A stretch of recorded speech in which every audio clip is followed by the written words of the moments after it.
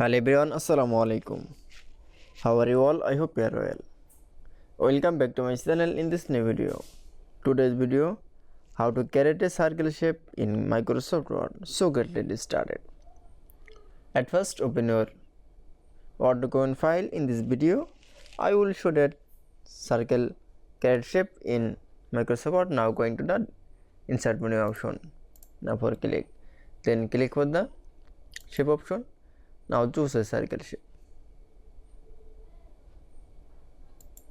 then create a shape, then show create a circle shape. This shape is the background color. Now for click for the shape outline option, shape fill option, then choose color and add from the shape outline color, then choose color and select from the weighted. I select from the 250, that it's.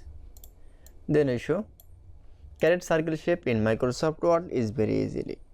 I hope you enjoyed the video. Please like, comment, share and subscribe my channel. Thanks for watching my video.